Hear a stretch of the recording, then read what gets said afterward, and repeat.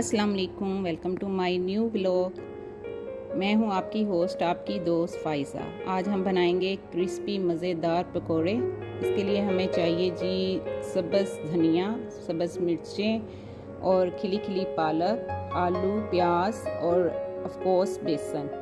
इन सब सब्जियों की आपने पहले कर लेनी है तैयारी। फिर हम इनको एक बाउल में डालेंगे। आलू को आपने इस तरह बारीक बारीक भी काट सकते हैं और आप लंबे चिप्स की तरह भी काट सकते हैं। इट्स डिपेंड्स ऑन यू कि आपको किस तरह के पसंद हैं। इसके बाद आपने प्याज को भी बारीक चॉप कर लेना है। इतना बारीक भी नहीं करना और सब्जियों को ज़्यादा बारीक भी नहीं काटना।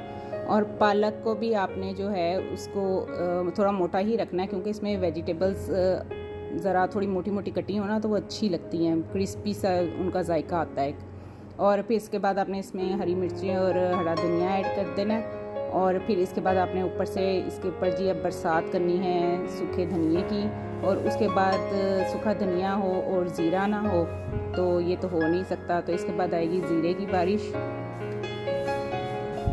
फिर हम इसमें डालेंगे जी बाकी मसाला जात जो आपके हैं। इसमें आपके बिल्कुल सिंपल चीज़ें डालनी है, आपने कोई इसमें ख़ास नहीं करना। सुरख मिर्चें ऐड करनी है, फिर आपने इसमें नमक ऐड करना है, फिर आपने इसमें काली मिर्चें ऐड करनी है।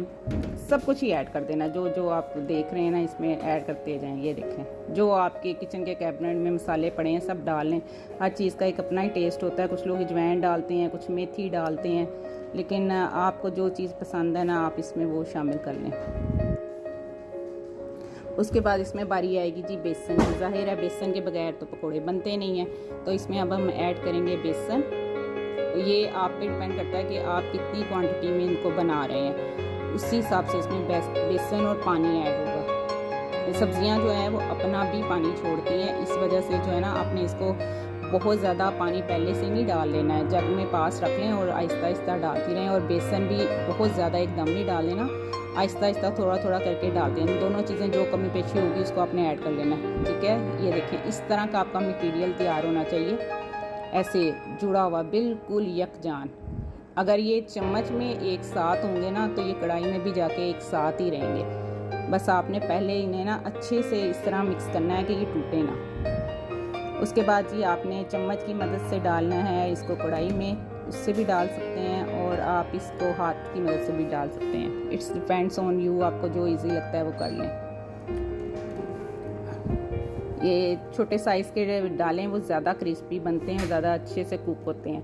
जो दूसरे होते हैं ना ज़्यादा बड़े साइज़ के, जब हम डालते हैं तो वो थोड़े से अंदर से कच्चे रह जाते हैं बाज़ दफ़ा, और ऊपर से जो है अच्छे से गोल्डन हो जाते हैं। इसलिए आप उसका साइज़ पहले ही नॉर्मल रखें, ज़्यादा ना बड़े ना बहुत छोटे। उसके बाद ये देखें जी कढ़ाई में ये ऐसे मेरे फ्राई हो रहे हैं जैसे बारिश में बच्चे नहा रहे होते हैं। वाह जी वाह, क्या बात है, माशाल्लाह। और अच्छा जी अब जब हमने इनको कढ़ाई में डालना है तो आपने इसको फिक्स होने का टाइम देना है। फ़ौरन इसमें चम्मच नहीं हिलाना है।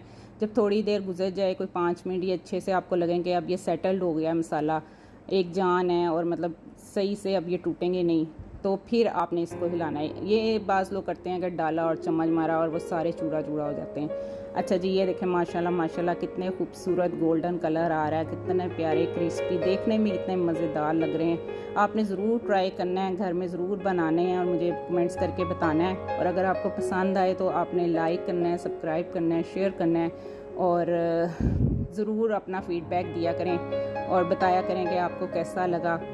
ये देखें जी बहुत माशाल्लाह मज़ेदार हैं। आप ज़रूर घर में ट्राई करें शाम की चाय के साथ, या बारिश हो रही है तो लाजमी बनाएं इसको। बारिश के साथ पकोड़ों का अपना ही मज़ा है। चाय लें, साथ कोल्ड ड्रिंक लें। अल्लाह हाफिज़।